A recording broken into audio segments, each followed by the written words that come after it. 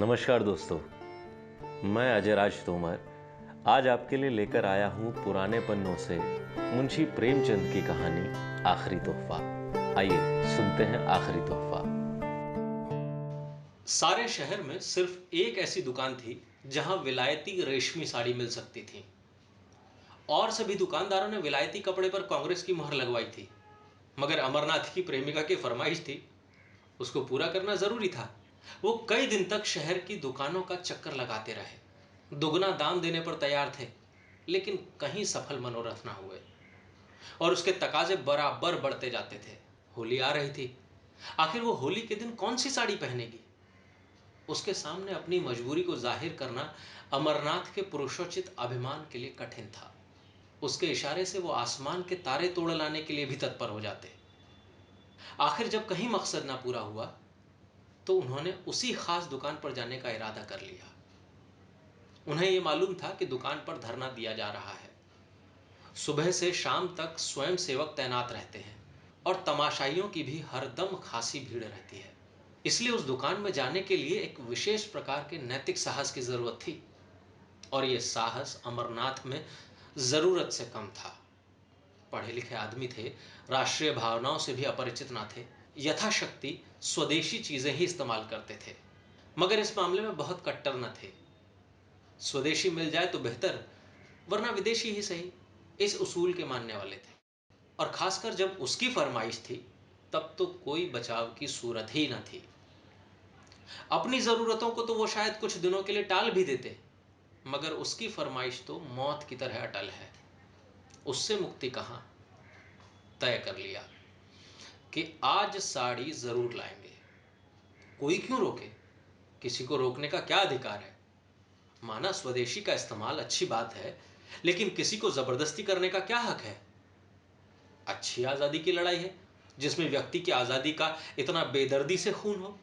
यूं दिल को मजबूत करके वो शाम को दुकान पर पहुंचे। देखा तो 5 वॉलंटियर पिकेटिंग कर रहे हैं और दुकान के सामने सड़क पर हजारों तमाशाई खड़े हैं। सोचने लगे दुकान में कैसे जाएं। कई बार कलेजा मजबूत किया और चले, मगर बरामदे तक जाते जाते हिम्मत ने जवाब दे दिया। संयोग से एक जान पहचान के पंडित जी मिल गए। उनसे पूछा, क्यों भाई, ये धरना कब तक रहेगा? शाम तो हो गई। पंडित जी ने कहा, इन सिरफिरों को सुबह और शाम से क्या मतलब जी? जब तक दुकान बंद ना हो जाएगी यहां से न टलेंगे। कहिए, कुछ खरीदने को इरादा है? आप तो रेशमी कपड़ा नहीं खरीदते। अमरनाथ ने विवशता की मुद्रा बनाकर कहा, मैं तो नहीं खरीदता, मगर औरतों की फरमाइश को कैसे टालूं? पंडित जी ने मुस्कुराकर कहा, वाह, इससे ज्यादा आसान तो कोई बात नहीं। औरतों को भी चकमा नहीं दे सकते? 100 हीले 1000 बहाने। अमरनाथ, आप ही कोई हीला सोचिए। पंडित जी, सोचना क्या है, यहां रात दिन यही किया करते हैं। 150 हीले हमेशा जेबों में पड़े रहते हैं। औरत ने कहा, हार बनवा दो, कहा आज ही लो। 2-4 रोज के बाद कहा, सुनार माल लेकर चंपत हो गया। ये तो रोज का धंधा है भाई। औरतों का काम फरमाइश करना है, मर्दों का काम उसे खूबसूरती से टालना है। अमरनाथ, आप तो इस कला के पंडित मालूम होते हैं। पंडित जी, क्या करें भाई, आबरू तो बचानी ही पड़ती है। सूखा जवाब दें तो शर्मिंदगी अलग हो, बिगड़े वो अलग से, समझें हमारी परवाह ही नहीं करते। आबरू का मामला है। आप एक काम कीजिए, ये तो आपने कहा ही होगा कि आजकल पिकेटिंग है। अमरनाथ, हाँ ये तो बहाना कर चुका भाई, मगर वो सुनती ही नहीं। कहती है, क्या विलायती कपड़े दुनिया से उठ गए? मुझसे चले हो उड़ने। पंडित जी, तो मालूम होता है कोई धुन की पक्की औरत है। अच्छा, तो मैं एक तरकीब बताऊं। एक खाली कार्ड का बक्स ले लो, उसमें पुराने कपड़े जलाकर भर लो। जाकर कह देना, मैं कपड़े लिए आता था, वॉलेंटियरों ने छीनकर जला दिए। क्यों, कैसी रहेगी? अमरनाथ, कुछ जचती नहीं। अजी 20 ऐतराज करेंगी, कहीं पर्दाफाश हो जाए तो मुफ्त की शर्मिंदगी उठानी पड़े। पंडित जी, तो मालूम हो गया, आप बोधे आदमी हैं, और हैं भी आप कुछ ऐसे ही। यहां तो कुछ इस शान से हीले करते हैं कि सच्चाई की भी उसके आगे धुल हो जाए। जिंदगी यही बहाने करते गुजरी और कभी पकड़े न गए। एक तरकीब और है, इसी नमूने का देसी माल ले जाइए और कह दीजिए कि विलायती है। अमरनाथ, देसी और विलायती की पहचान उन्हें मुझसे और आपसे कहीं ज्यादा है। विलायती पर तो जल्द विलायती का यकीन आएगा नहीं, देसी की तो बात ही क्या है। एक खद्दरपोश महाशय पास ही खड़े ये बातचीत सुन रहे थे। बोल उठे, ए साहब, सीधी सी तो बात है, जाकर साफ कह दीजिए कि मैं विदेशी कपड़े ना लाऊंगा। अगर जिद करे तो दिन भर खाना ना खाइए, आप सीधे रास्ते पर आ जाएगी। अमरनाथ ने उनकी तरफ कुछ ऐसी निगाहों से देखा जो कह रही थी, आप इस कूचे को नहीं जानते, और बोले, ये आप ही कर सकते हैं, मैं नहीं कर सकता। खद्दरपोश, कर तो आप भी सकते हैं, लेकिन करना नहीं चाहते। यहां तो उन लोगों में से हैं कि अगर विदेशी दुआ से मुक्ति भी मिलती हो तो उसे ठुकरा दें। अमरनाथ, तो शायद आप घर में पिकेटिंग करते होंगे। खद्दरपोश, पहले घर में करके तब बाहर करते हैं भाई साहब। खद्दरपोश साहब चले गए तो पंडित जी बोले, ये महाशय तो 30 मार्खा से भी तेज निकला। अच्छा, तो एक काम कीजिए, इस दुकान के पिछवाड़े एक दूसरा दरवाजा है, जहां अंधेरा हो जाए तो उधर चले जाइएगा, दाएं बाएं किसी भी तरफ ना देखिएगा। अमरनाथ ने पंडित जी को धन्यवाद दिया और जब अंधेरा हो गया तो दुकान के पिछवाड़े की तरफ जा पहुंचे। डर रहे थे कहीं यहां भी घेरा ना पड़ा हो, लेकिन मैदान खाली था। लपक कर अंदर गए, एक ऊंचे दामों की साड़ी खरीदी और बाहर निकले तो एक देवी जी केसरिया साड़ी पहने खड़ी थी। उनको देखकर इनकी रूह फना हो गई। दरवाजे से बाहर पांव रखने की हिम्मत नहीं हुई। एक तरफ देखकर तेजी से निकल पड़े और कई सौ कदम भागते हुए चले गए। कम्र का लिखा, सामने से एक बुढ़िया लाठी टेकती चली आ रही थी। आप उससे लड़ गए। बुढ़िया गिर पड़ी और लगी कोसने, अरे अभागे, ये जवानी बहुत दिन ना रहेगी, आंखों में चर्बी छा गई है, धक्के देता चलता है। अमरनाथ उसकी खुशामद करने लगे, माफ करो, मुझे रात को कुछ कम दिखाई पड़ता है, ऐनक घर भुलाया। बुढ़िया का मिजाज ठंडा हुआ, आगे बढ़ी और आप भी चले। एकाएक कानों में आवाज आई, बाबू साहब जरा ठहरिएगा। और वही केसरिया कपड़ों वाली देवी जी आती हुई दिखाई दी। अमरनाथ के पांव बंध गए। इस तरह कलेजा मजबूत करके खड़े हो गए जैसे कोई स्कूली लड़का मास्टर की बैंत के सामने खड़ा होता है। देवी जी ने पास आकर कहा, आप तो ऐसे भागे कि मैं जैसे आपको काट खाऊंगी। आप जब पढ़े लिखे आदमी होकर अपना धर्म नहीं समझते तो दुख होता है। देश की क्या हालत है, लोगों को खद्दर नहीं मिलता, आप रेशमी साड़ियां खरीद रहे हैं। अमरनाथ ने लज्जित होकर कहा, मैं सच कहता हूं देवी जी, मैंने अपने लिए नहीं खरीदी, एक साहब की फरमाइश थी। देवी जी ने झोली से एक चूड़ी निकालकर उनकी तरफ बढ़ाते हुए कहा, ऐसे हीले रोज ही सुना करती हूं, या तो आप उसे वापस कर दीजिए या लाइए हाथ में चूड़ी पहना दूं। अमरनाथ, शौक से पहना दीजिए, मैं उसे बड़े गर्व से पहन लूंगा। चूड़ी उस बलिदान का चिन्ह है जो देवियों के जीवन की विशेषता है।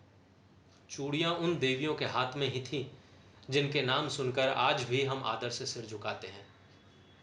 मैं तो उसे शर्म की बात नहीं समझता। आप अगर कोई और चीज पहनाना चाहें तो वो भी शौक से पहना दीजिए। नारी पूजा की वस्तु है, उपेक्षा की नहीं। अगर स्त्री जो कौम को पैदा करती है चूड़ी पहनना अपने लिए गौरव की बात समझती है, तो मर्दों के लिए चूड़ी पहनना क्यों शर्म की बात हो।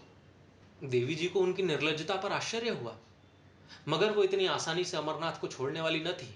बोली, आप बातों के शेर मालूम होते हैं, अगर आप हृदय से स्त्री को पूजा की वस्तु मानते हैं तो मेरी ये विनती क्यों नहीं मान जाते। अमरनाथ, इसलिए कि यह साड़ी भी एक स्त्री की ही फरमाइश है।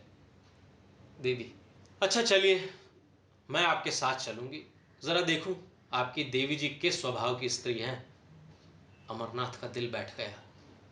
बेचारा अभी तक बिना ब्याहा था, इसलिए नहीं कि उसकी शादी ना होती थी, बल्कि इसलिए कि शादी को वो एक आजीवन कारावास समझता था।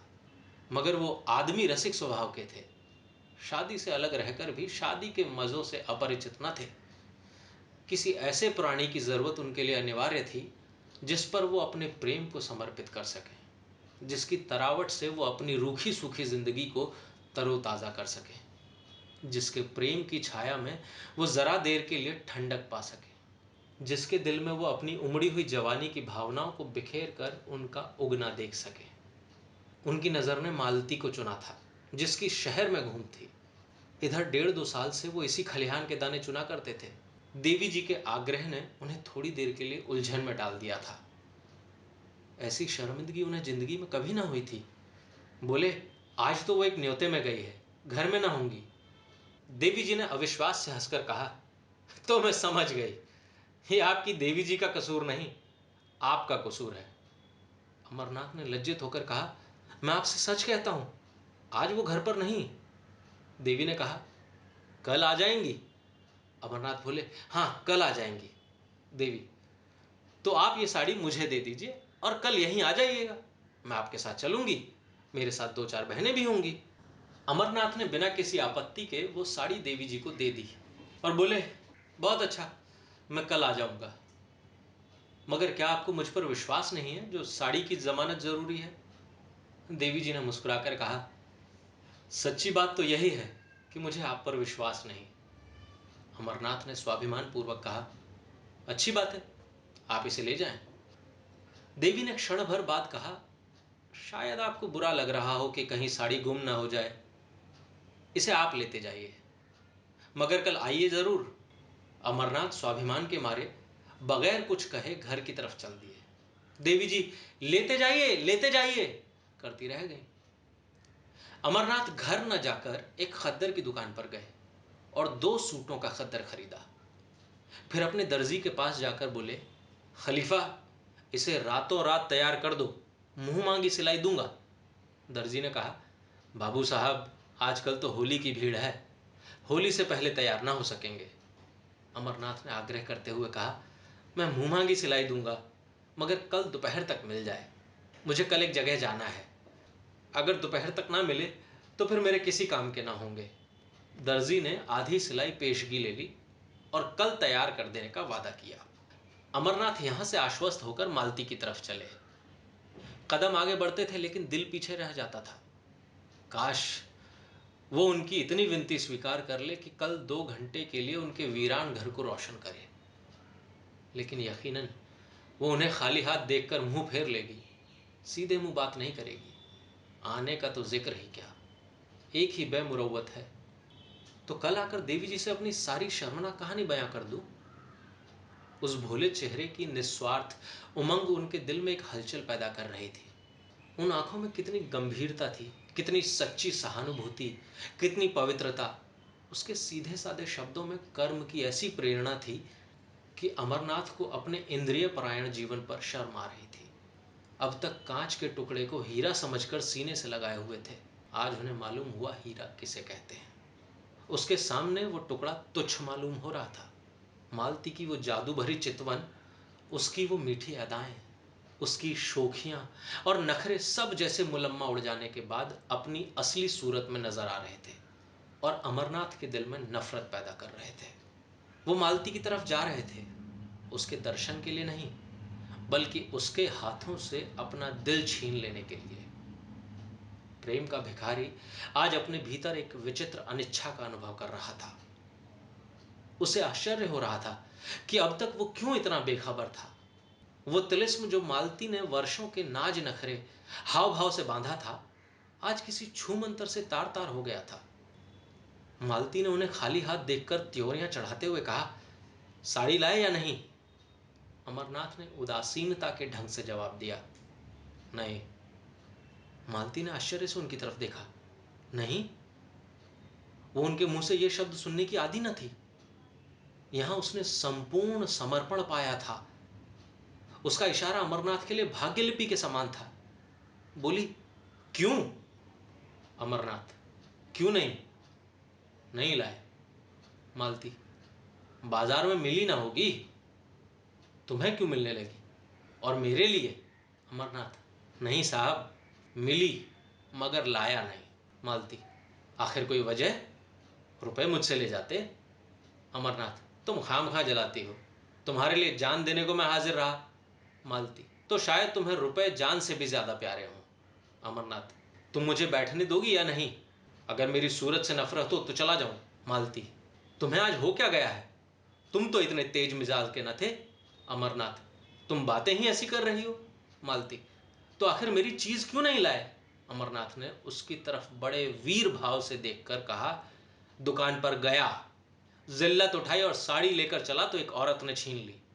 मैंने कहा मेरी बीवी की फरमाइश है, तो बोली मैं उन्हीं को दूंगी, कल तुम्हारे घर आऊंगी।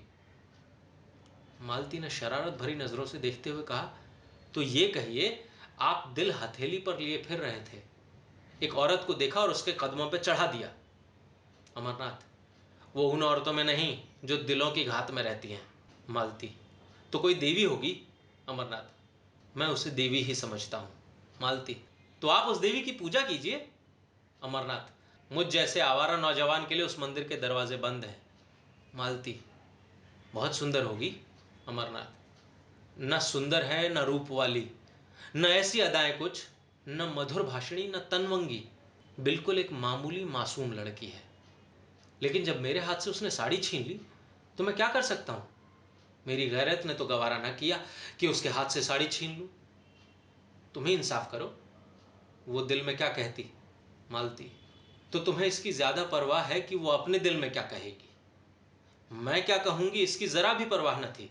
मेरे हाथ से कोई मर्द मेरी कोई चीज छीन ले तो देखूं, चाहे वो दूसरा कामदेव ही क्यों ना हो। अमरनाथ, अब इसे चाहे मेरी कायरता समझो, चाहे हिम्मत की कमी, चाहे शराफत, मैं उसके हाथ से छीन ना सका। मालती, तो कल वो साड़ी लेकर आएंगी क्यों? अमरनाथ, जरूर आएगी। मालती, तो जाकर मुंह धो आओ। तुम इतने नादान हो ये मुझे मालूम न था। साड़ी देकर चले आए, अब कल वो आपको देने आएगी। कुछ भंग तो नहीं खा गए? अमरनाथ, खैर इसका इम्तिहान कल ही हो जाएगा, अभी से क्यों बदगुमानी करती हो? तुम शाम को जरा देर के लिए मेरे घर तक चली चलना। मालती, जिससे आप कहें कि ये मेरी बीवी है। अमरनाथ, मुझे क्या खबर थी कि वो मेरे घर आने के लिए तैयार हो जाएगी, नहीं तो और कोई बहाना कर देता। मालती, तो आपकी साड़ी आपको मुबारक हो, मैं नहीं जाती। अमरनाथ, मैं तो रोज तुम्हारे घर आता हूं, तुम एक दिन के लिए भी नहीं चल सकती। मालती ने निष्ठुरता से कहा, अगर मौका आ जाए तो तुम अपने को मेरा शौहर कहलाना पसंद करोगे? दिल पर हाथ रखकर कहना। अमरनाथ दिल में कट गए। बात बनाते हुए बोले, मालती, तुम मेरे साथ अन्याय कर रही हो। बुरा ना मानना, मेरे व तुम्हारे बीच प्यार और मोहब्बत दिखलाने के बावजूद एक दूरी का पर्दा पड़ा था। हम दोनों एक दूसरे की हालत को समझते थे और इस पर्दे को हटाने की कोशिश न करते थे। ये पर्दा हमारे संबंधों की अनिवार्य शर्त था। हमारे बीच एक व्यापारिक समझौता सा हो गया। हम दोनों उसकी गहराई में जाते हुए डरते थे। नहीं, बल्कि मैं डरता था और तुम जानबूझकर ना जाना चाहती थी। अगर मुझे विश्वास हो जाता कि तुम्हें जीवन सहचरी बनाकर मैं वो सब कुछ पा जाऊंगा जिसका मैं अपने को अधिकारी समझता हूं, तो मैं अब तक कभी का तुमसे इसकी याचना कर चुका होता। लेकिन तुमने कभी मेरे दिल में ये विश्वास पैदा करने की परवाह न की। मेरे बारे में तुम्हें यह शक है, मैं नहीं कह सकता। तुम्हें यह शक करने का मैंने कोई मौका नहीं दिया और मैं कह सकता हूं कि मैं उससे कहीं बेहतर शौहर बन सकता हूं जितनी तुम बीवी बन सकती हो। मेरे लिए सिर्फ एतबार की ज़रूरत है और तुम्हारे लिए ज़्यादा वजनी और ज़्यादा भौतिक चीज़ों की। मेरी स्थायी आमदनी 500 से ज़्यादा नहीं। तुमको इतने में संतोष ना होगा। मेरे लिए सिर्फ इस इत्मीनान की ज़रूरत है कि तुम मेरी और सिर्फ मेरी हो। बोलो, मंजूर है? मालती को अमरनाथ पर रहम आ गया। उसकी बातों में जो सच्चाई भरी हुई थी उससे वो इनकार न कर सकी। उसे यह भी यकीन हो गया कि अमरनाथ की वफा के पैर डगमगाएंगे नहीं। उसे अपने ऊपर इतना भरोसा था कि वो उसे रस्सी से मजबूत जकड़ सकती है, लेकिन खुद जकड़े जाने पर वो अपने को तैयार ना कर सकी। उसकी जिंदगी मोहब्बत की बाजीगरी में, प्रेम के प्रदर्शन में गुजरी थी। वो कभी इस कभी उस शाख में चहकती फिरती थी, बेकैद, आज़ाद, बेबंद। क्या वो चिड़िया पिंजरे में बंद रह सकती है जिसकी जुबान तरह तरह के मज़ों की आदी हो गई हो? क्या वो सूखी रोटी से तृप्त हो सकती है? इस अनुभूति ने उसे पिघला दिया। बोली, आज तुम बड़ा ज्ञान बघार रहे हो। अमरनाथ, मैंने तो केवल यथार्थ कहा है। मालती, अच्छा, मैं कल चलूंगी, मगर 1 घंटे से ज्यादा वहां न रहूंगी। अमरनाथ का दिल शुक्रिया से भर उठा। बोला, मैं तुम्हारा बहुत कृतज्ञ हूं मालती। अब मेरी आबरू बच जाएगी, नहीं तो मेरे लिए घर से निकलना मुश्किल हो जाता है। अब देखना यह है कि तुम अपना पार्ट कितनी खूबसूरती से अदा करती हो मालती। उसकी तरफ से तुम इत्मीनान रखो। ब्याह नहीं किया मगर बारातें देखी हैं, मगर मैं डरती हूं कहीं तुम मुझसे दगा ना कर रहे हो। मर्दों का क्या एतबार। अमरनाथ ने निश्चल भाव से कहा, नहीं मालती, तुम्हारा संदेह निराधार है। अगर ये जंजीर पैरों में डालने की इच्छा होती तो कभी का डाल चुका होता। फिर मुझसे वासना के बंदों का वहां गुजर ही कहां। दूसरे दिन अमरनाथ 10 बजे ही दर्जी की दुकान पर जा पहुंचे और सिर पर सवार होकर कपड़े तैयार कराए। फिर घर आकर नए कपड़े पहने और मालती को बुलाने चले। वहां देर हो गई। उसने ऐसा तनाव श्रृंगार किया कि जैसे आज बहुत बड़ा मोर्चा जीतना हो। अमरनाथ ने कहा, वो ऐसी सुंदरी नहीं है जो तुम इतनी तैयारियां कर रही हो। मालती ने बालों में कंघी करते हुए कहा, तुम इन बातों को नहीं समझ सकते, चुपचाप बैठे रहो। अमरनाथ, लेकिन देर जो हो रही है। मालती, कोई बात नहीं। भय की उस सहज आशंका ने, जो स्त्रियों की विशेषता है, मालती को और भी अधिक सतर्क कर दिया था। अब तक उसने कभी अमरनाथ की ओर विशेष रूप से कोई कृपा न की थी। वो उससे काफी उदासीनता का बर्ताव करती थी। लेकिन कल अमरनाथ की भंगिमा से उसे एक संकट की सूचना मिल चुकी थी और वो उस संकट का अपनी पूरी शक्ति से मुकाबला करना चाहती थी। शत्रु को तुच्छ और अपदार्थ समझना स्त्रियों के लिए कठिन है। आज अमरनाथ को अपने हाथ से निकलते देख वो अपनी पकड़ मजबूत कर रही थी। अगर इस तरह की उसकी चीजें एक एक करके निकल गईं तो फिर वो अपनी प्रतिष्ठा कब तक बनाए रख सकेगी। जिस चीज पर उसका कब्जा है उसकी तरफ कोई आंख ही क्यों उठाए। राजा भी तो एक एक अंगुल जमीन के पीछे जान देता है। वो इस नए शिकारी को हमेशा के लिए अपने रास्ते से हटा देना चाहती थी, उसके जादू को तोड़ देना चाहती थी। शाम को वो परी जैसी अपनी नौकरानी और नौकर को साथ लेकर अमरनाथ के घर चली। अमरनाथ ने सुबह 10 बजे तक मर्दाने घर को जनानेपन का रंग देने में खर्चा किया था। ऐसी तैयारियां कर रखी थी जैसे कोई अफसर मुआयना करने वाला हो।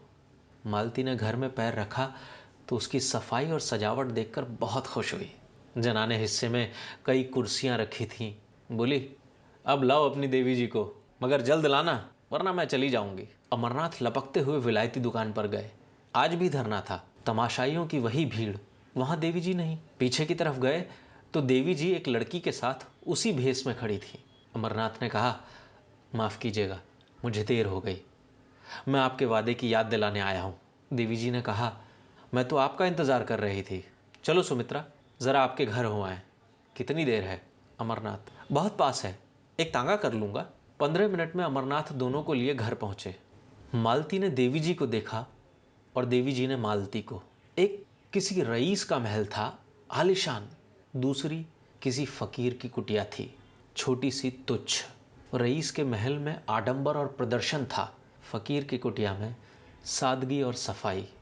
मालती ने देखा, भोली लड़की है जिसे किसी तरह सुंदर नहीं कह सकते, पर उसके भोलेपन और सादगी में जो आकर्षण था उससे वो प्रभावित हुए बिना न रह सकी।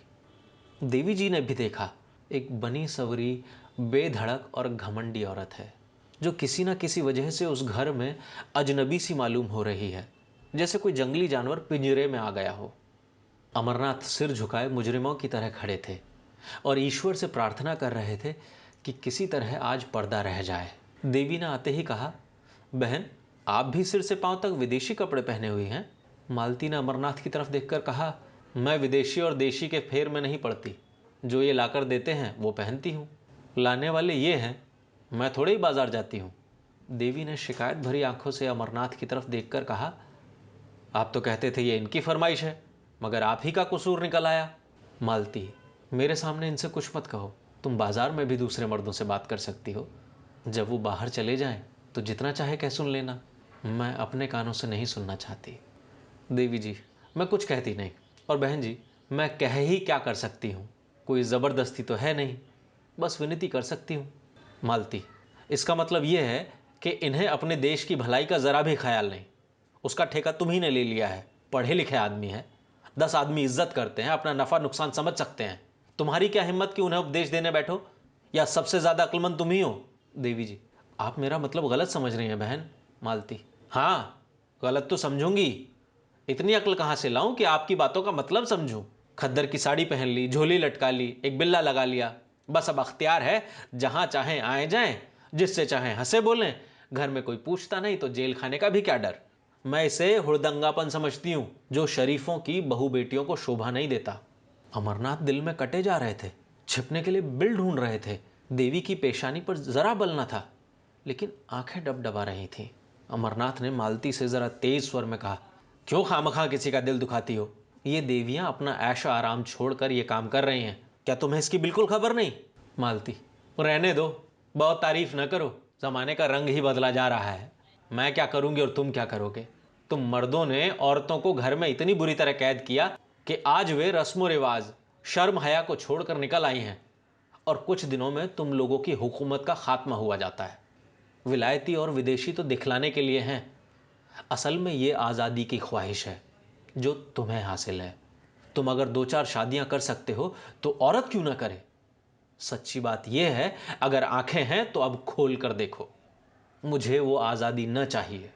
यहां तो लाज ढोते हैं और मैं शर्म हया को अपना श्रृंगार समझती हूं। देवी जी ने अमरनाथ की तरफ फरियाद की आंखों से देखकर कहा, बहन ने औरतों को जलील करने की कसम खा ली है।